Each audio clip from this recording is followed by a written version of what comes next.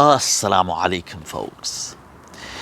We have been born to achieve, yet many of us don't. You'd agree with that. Think of any person that you deem to be successful, be it in the deen or the dunya. Anyone that epitomizes success for you. You could think, wow, that person has an outstanding career or an amazing business or a mind-blowing relationship. You think, wow, what a lucky person. Or in their personal health or personal goals. All of these people have a secret key ingredient that sets them apart. Now, there's many factors that go into success, unquestionably. Hard work, talent, creativity, ideas, the opportunity. But many of us have had these. They are hardworking. Many people are prepared to put in the effort. They've got the skill. They've even had the opportunity and the idea for years. Yet they've not achieved anything. So what sets this exceptional few apart? It is the ability to rise above the crowd, to stand apart, to take that untrodden path, to lead on their personal goals. This takes courage. I want you to think about this ayah from Surah Al-An'am. One amazing meaning that we take from it. Allah says, "In tuti' akthara man fil ard," if you follow just the majority, the herd, the group, yudilluka an sabilillah, they will take you away from the path of success. In yattabi'una illa dhann, they only follow a group think, this group mentality. Wa inhum illa yakhrusun. They've missed the mark.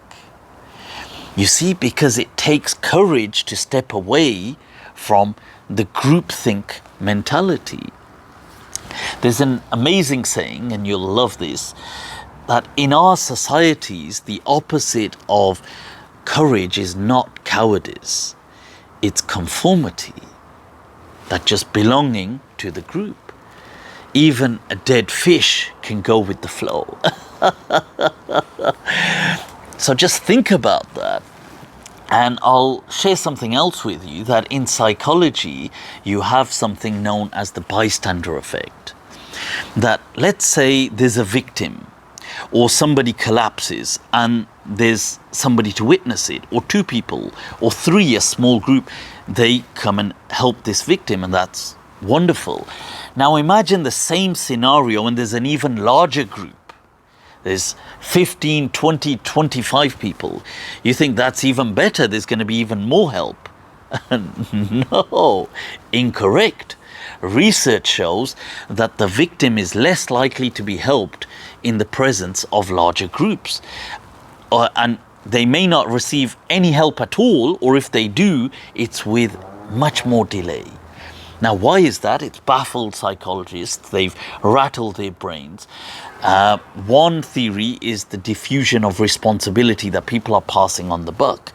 But a brilliant explanation is that there is a coercive groupthink going on, that the person does want to help because of their inner goodness, but they see that nobody else is helping. So they just identify with the group.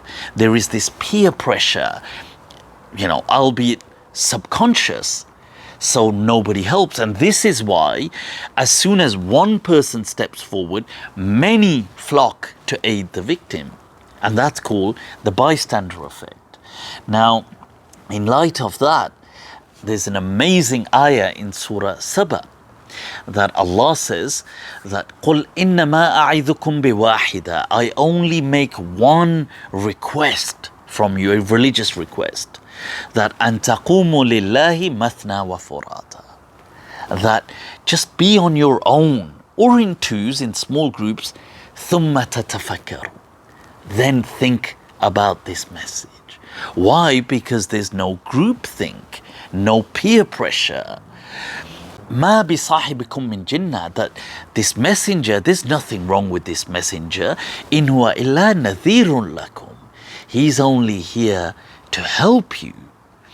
But when you're in that group, you're blinded by this herd mentality. So just, we can think how many times in life have we missed out on certain opportunities because of public opinion, of others, what will others say, of our own friends, the peer pressure, or maybe our families have held us behind. So we have to rise above the crowd. We have to have the courage to lead on our personal goals, to take that untrodden path and find upon it the rizq and fortune that Allah has written for us on that path. There's an Urdu poet, Shakib Jalali. He says, Shakib, apne taaruf ke liye itni hi baat kafi hai. हम उससे बच के चलते हैं जो रास्ता आम हो जाए.